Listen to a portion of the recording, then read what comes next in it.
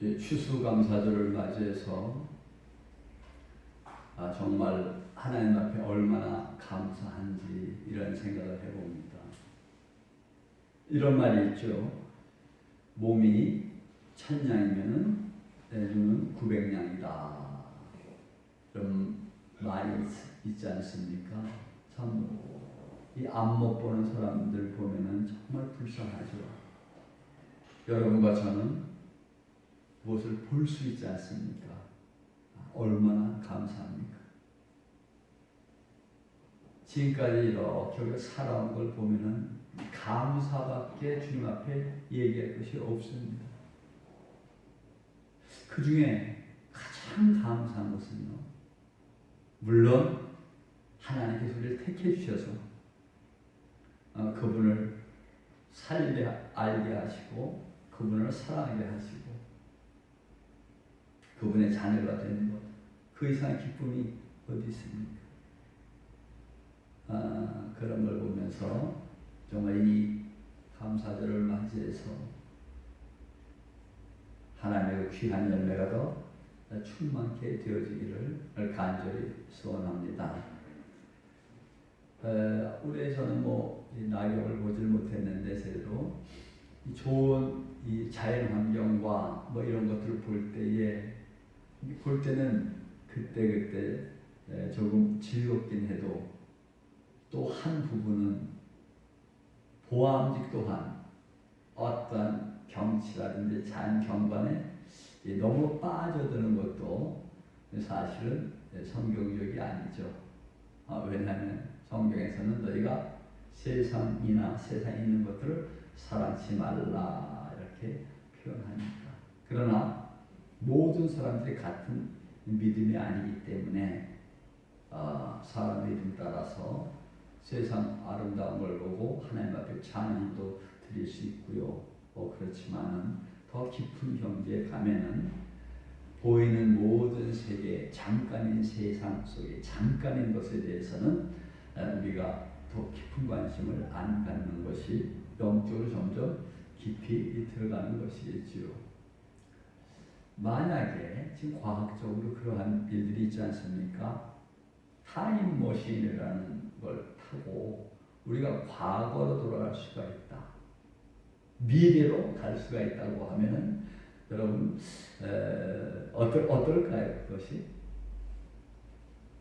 우리가 지나온 모든 세월을 생각해보면 참 좋을 때도 있고 행복할 때도 있으니까 과거로 돌아가고 싶을 때도 있을 것이고, 또 어떤 경우는 절대로 힘들어서 과거로 돌아가지 않겠다는 경우도 있고, 또 반대로 만약 미래로 간다면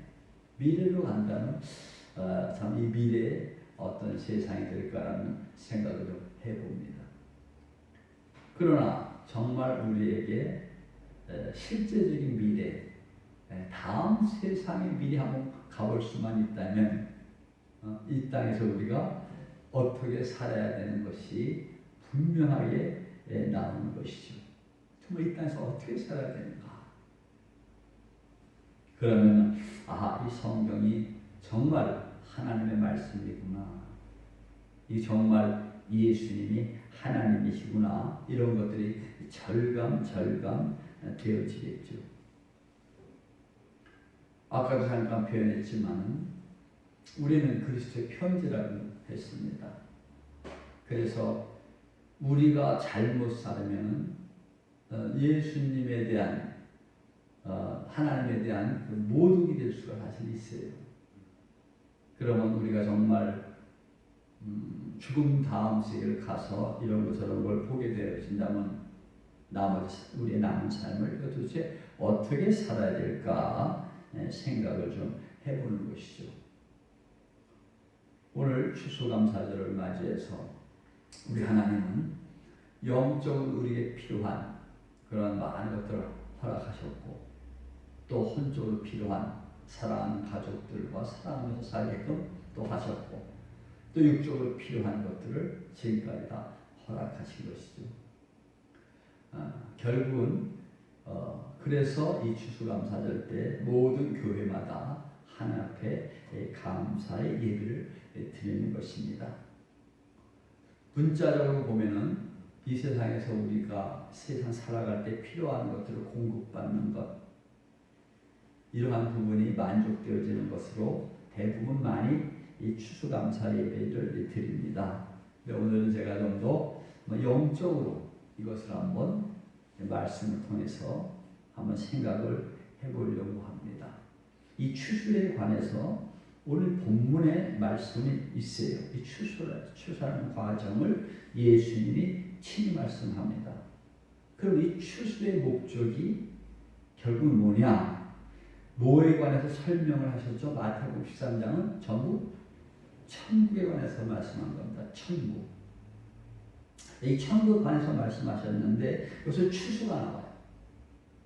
그러면 자 지금 나름대로 이제 이단이라고 하는 곳 이런 곳에서 추수꾼 해가지고 자꾸 막 전도해가지고 이제 추수꾼이 많이 생겨서 추수를 해야 된다 이런 얘기들을 막 하고 있거든요.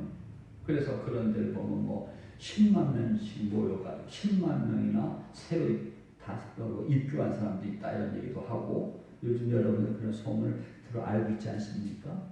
그것은 문자적으로 성경을 해석한 겁니다. 영적으로 한 것이 아닙니다. 영적으로 하려면 어느 교회에 많이 그냥 교회라든지 어느 단체에 그저 오게 해서 그것이 전도고 추수라는 얘기가 아니고 오늘 예수님이 말씀하시는 그 추수는 바로 천국에 관해서 표현을 하신 거예요. 그러시면서 오늘 뭐라고 말씀하시냐면 천국은 좋은 씨를 저같이 뿌린 사람과 같으니 사람들이 잘 때 그 원수가 와서 곡식 가운데 가라지를 덧뿌리고 봤더니 싹이 나고 결실할 때 가라지도 보이거늘 집 주인의 종들이 와서 말하되 주여 밭에 좋은 씨를 심지 아니하였나이까? 그러면 가라지가 어디서 생겼나이까? 주인이 가로되 원수가 이렇게 하였구나. 종들이 말하되 그러면 우리가 가서 이것을 뽑기를 원하시나이까? 주인이 가로되 가만두어라. 가라지를 뽑다가 곡식까지 뽑을까 염려하노라. 이런 표현을 하시요. 자, 이것을 문자적으로 보면 가라지로 살아가는 사람들이 있고 또한 좋은 씨로 살아가는 사람이 있다고 밖에서 봐지는 것이죠. 이것을 성경을 문자적으로 볼 때 그렇게 보이는 겁니다.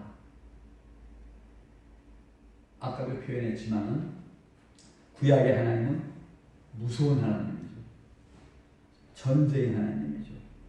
범죄를 하면 범죄한 자를 아주 정말로 무섭게 다루시고 또 이스라엘과 전쟁하는 다른 나라는 아주 너무나 정말 어떻게 보면 무섭게 잔인하게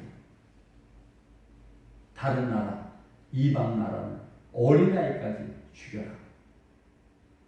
짐승이 무슨 죄가 있습니까? 짐승까지 다 죽여라 이렇게 말씀하시잖아요. 이걸 문자적으로 보면 무슨 수로 하나님을 사랑의 하나님이라고 얘기할 수 있나요? 근데 이제 기독교는 그러면서 사랑의 하나님이라고 해요.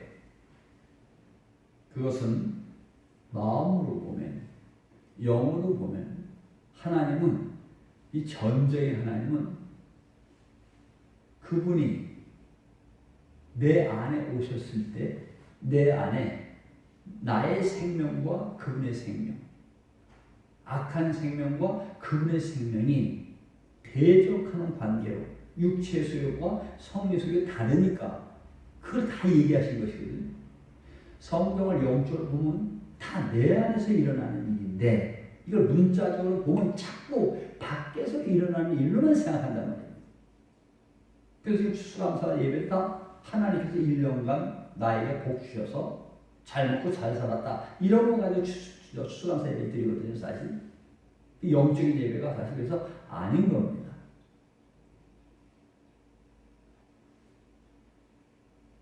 그러면은 자 이게요 성경 전체가 항상 내가 표현하지만 마음의 눈과 영의 눈이 안 열려지면은 이걸 아무리 설명을 해도 못 알아듣는단 말이야. 성경에 이렇게 있으니까. 그래서 이것을 밖에서 찾는 사람들은 계속 언제 주님이 재림하실까 매일 기다리고 있거든요. 언제나 기다리고 있어요. 그런데 성경에서는 우리가 잘 알다시피 하나님의 나라는 보이게 임하는 것이 아니고 보이지 않게 임한다. 그러니 우리 예수님은 막 보이게 내려오신다는 의미가 아니고 죄사함 받은 자에게 말씀으로 구원을 이루기 위해서 다시 오시는 그러한 것들을 성경에서 표현하신 것인데, 그러니까 그 주님이 어디로 오시는 것이다? 내 안에 오시는 것이다. 그러니까 우리가 너무나 잘 아는 말씀, 너희가 믿음으로 구원을 받는데 너희가 믿음이 있는가? 너희 자신을 시험하고 너희 자신을 확증하라. 너희 안에 예수 그리스도께서 계신 것을 너희가 스스로 알지 못하느냐? 그렇지 않으면 너희가 버리는 자니라. 이렇게 말씀 있지 않습니까? 그래서 성경으로 보면은 내 안에 예수님이 계신 것이 구원인 것이죠. 근데 그 예수님이 어떻게 내 안에 들어오시는가? 그것은 하나님의 생명으로 거듭난 생명으로 들어오셔야 하기 때문에 내 생명이 아니라 반드시 예수님의 생명인 것이거든요. 그러면 성경이 그렇게 영적으로 해석이 되어지고 하면은 이 지금 가라지와 이 알고 이 곡식이 무슨 얘기인가를 정확히 알아야 되는 것이거든요.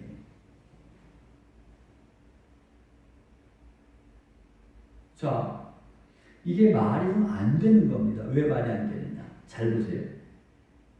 29절에 주인이 가로되 가만 두어라. 가라지를 뽑다가 곡식까지 뽑을까 염려하노라가 예수의 말씀입니다.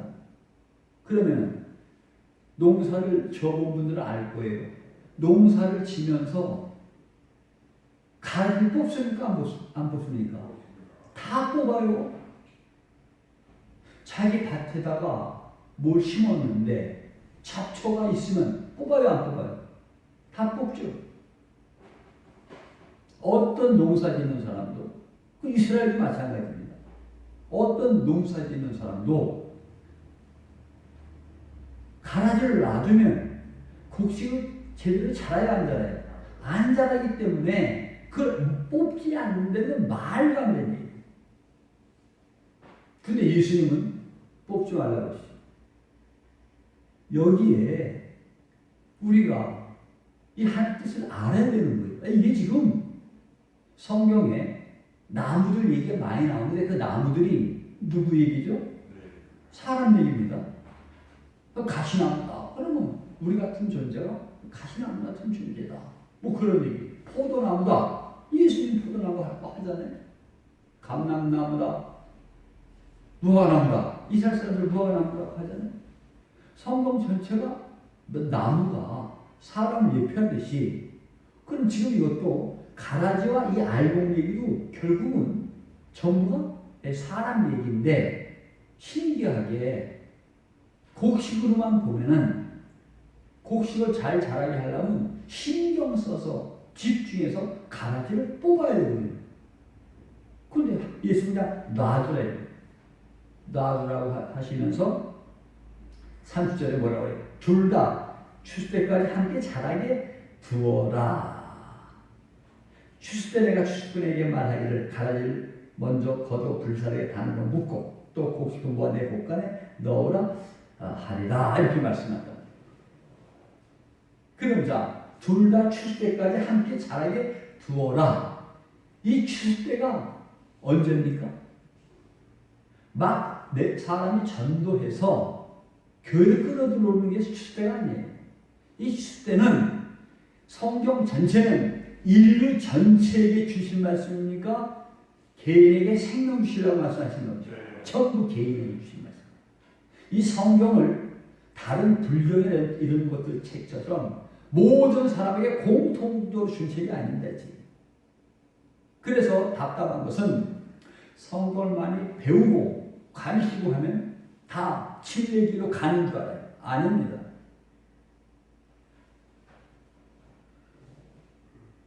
자, 이 말씀의 진정한 의미는 추수때라는 것은 내가 세상을 떠날 때입니다. 내가 죽을 때란 말이에요. 그러면 내가 죽을 때까지 놔둬야 합니다. 그 추수때가 뭔지를 알아야 됩니다. 제가 여러 사람하고 모여서 막 종교 토론 같은 거 많이 할 때는 이런 얘기 좀 하려고 해요. 추수가 다 추수에 대해서 다 잘못 생각합니다. 내가 죽을 때다. 그럼 좋은 씨를 누가 뿌립니까? 성경에. 예수님 뿌리잖아요. 좋은 씨는 예수님 뿌리는 게 우리가 뿌리는 게 아니에요. 그럼 자, 그 좋은 씨가 사람 속에 들어와서 힘겨웠을 때에 그 좋은 씨가 자라는 것이 알곡이 자라는 것이고 나의 옛 성품이 내 자 전체가 뭐예요? 가라지거든요. 그런데 봐요. 가라지를 뽑아버리면 실제 곡식이 가라지를 뽑아야 되는데 그러면 우리를 뭐 한다는 얘기니까 우리가 죽는다는 얘기예요. 우리가 죽으면 알곡이 자랄 수도 없고 그 의미입니다. 성경이. 천국에 관해서 진주에 관한 비유도 하시잖아요. 진주장사, 진주. 무슨 얘기입니까? 진주 하나 얻기 위해서 자기 모든 소유를 팔아서 산다고 그러죠. 제가 항상 설명했죠. 여러분과 제 안에 속 사람은 진주 같은 것이다. 왜냐? 조개 안에 모래가 들어가고 이물질이 들어가면 조개가 자기가 살라고 막 자기 안에서 진액을 품어내서 그 만들어진 게 진주란 말이에요. 하나님의 씨가 우리 속에 들어오면 하나님의 생명이 나한테 충만해지면 그것이 바로 진주거든요. 그걸 예표로 불교에서는 살이라고 합니다. 살이. 이 진주가. 그럼 자, 결국은 진주가 계속 자라려면 그 조개가 빨리 죽어야 되겠습니까? 오래 살아야 하겠습니까? 오래 살아야죠. 조개가 오래 살아야 되잖아요. 그러니까 추수때까지 놔둬라 이런 얘기입니다. 그럼 하나님의 생명이 심어진 사람, 이 사람들은 하나님의 생명이 충만해져서 하나님이 거둘만 할 때까지 자라게 놔둬야 됩니다. 그러면요, 무슨 일이 벌어지느냐? 그러면 속 사람의 양식도 있어야 되지만 가라지도 뭐가 있어야 돼요? 양식이 있어야 되죠. 양식이 있어야 되죠. 그러니까 이 성경 말씀을 다들 영의 양식으로 얘기를 하지만 일반 기독교인들 절대 영의 양식이 아니에요. 하나님의 생명이 있는 사람은 영의 양식으로 속 사람이 먹고 가라지도 양식을 먹긴 먹는데 일반 것들 막 먹는 게 아닙니다. 왜? 가라지도 뭘 먹어요? 성경 말씀 먹어. 왜? 한 밭에 뿌렸으니까. 좋은 밭에 한 밭에 뿌렸잖아요. 하나님. 그러면 똑같은 양분을 먹고 자란다 이겁니다. 비가 내리고 태양이 뜨고 땅속에 있는 양분을 먹고 자란다는 거예요. 그 다 말씀입니다. 말씀. 근데 이 말씀에 속 사람이 자라는 실제 영의 말씀이 있는 것이고 겉사람이 살아가는 말씀도 있는 거란 말이에요. 그러니까 이 가라지가 그나마 이 가라지가 하나님의 말씀을 접해가지고 먹지는 못한다 하더라도 온전히 영의 양식으로 먹지는 못한다 하더라도 가라지가 하나님의 말씀을 계속 잘 접한 사람들이 하나님이 인정하고 가는 곳이 어딥니까? 그게 나옵니다. 그러니까 가라지들도 갈 곳이 있는 거예요. 그래서 추수 때까지 놔둬라 이렇게 말씀하는 겁니다. 지난번에 세미나 때 설교했던 거지만 자 로마서 8장에 보면 성령의 처음 익은 열매를 우리가 받았다. 성령의 처음 익은 열매를 받았다. 성령의 처음 익은 열매는 오직 누구예요? 예수님입니다. 그러니 성령의 처음 익은 열매만 하나님 뭐 하는 거예요? 추수하시는 겁니다. 다른 거 추수 안 하십니다. 나본갈 존재들 여기서 추구는 누구겠어요? 자 문자적으로 보면 사람으로 자꾸 표현해요. 사람으로. 그런데 영적으로 치고는 천사예요. 여러분과 제 안에 하나님이 계시면 누구도 움직여요? 천사 움직입니다. 천사 움직여요. 그러면 우리가 수명이 끝날 때쯤 돼서 천사가 이 가라지를 묶어가지고 이 땅에 놔두고 가는 것이고, 또 열매는 알곡은 모아다가 곡간에 드린다고 하죠. 그러면 추수감사를 맞이하여 중요한 얘기입니다. 성경 전체는 누구에 관한 얘기죠? 오직 예수 그리스도에 관한 말씀이에요. 이거 다 아시잖아요. 그러면 사람들은 추수감사절 그러면 누가 추수해서 행복하게 살았다고 생각하면서 대부분 감사절 예배 드리죠? 사람이. 인간이 주면으로 잘 살았다는 걸 계속 감사합니다. 우리가 필요한 거예요. 그러나 우리가 영적으로 깊이 들어가면 하나님께서 당신이 뿌린 걸 뭐 하는 거예요? 추수하십니다. 그래서 진정한 추수감사절의 의미는 뭐냐? 하나님의 성에 처음 익은 열매가 여러분과 제 안에 실제 계시고, 여러분과 저희 가라지가 같이 살다가 하나님께서 순종하며 살다가 우리의 하나님 부르셔서 우리가 이 세상에서 모두 놓고 갈 때에 내 열매는, 가라지는 어디다 두고 가요? 땅에다 두고 가죠. 이 땅에서 아무리 큰 권력을 가지고 있던 재벌이든 이 사람들이 죽을 때에 하나도 가져야 못 가져가. 전부 땅에다 놓고 갑니다. 인간의 열매는 다 땅에다 놓고 가는 거예요. 그런데 인간의 열매가 아닌 성령의 열매, 하나님이 심으셔서 하나님께서 처음 익은 열매, 하나님께서 심으셨기 때문에 그 열매를 누가 거두시는 거죠? 천사들을 통해서 하나님이 거두시는 겁니다. 그래서 우리가 여기서 하나 추수감사절을 맞아요. 생각해 볼 부분이 뭐냐면요, 인생의 내 열매, 인생의 하나님으로 인하여 내가 감사하다 이것만 생각할 것이 아니라 하나님께서 그분의 씨를 내 안에 심었으니 그분의 열매가 잘 맺어질 수 있도록 우리는 순종하며 살아야 되지 않겠는가. 이것이 하나님을 기쁘게 해드리는 삶입니다. 다시 한번 강조합니다. 깊이 들어가면 여러분과 저는 행복이 없는 겁니다. 왜? 우리는 가라지고 우리는 허상이고 우리는 죽은 줄 알기 때문에. 그래서 정말 생명길로 가는 하나님의 사람들은 내 기쁨을 추구하는 게 아니라 하나님의 기쁨을 추구하는 겁니다. 그럼 인간도 다 열매를 보고 살라고 합니다. 하나님도 마찬가지죠. 그래서 하나님께서 여러분과 제 안에 당신의 열매, 그 열매가 풍성하게 돼서 그 열매를 주님께서 취하실 때에 우리 하나님은 너무나 기뻐하시고 행복하게 하시는 것이거든요.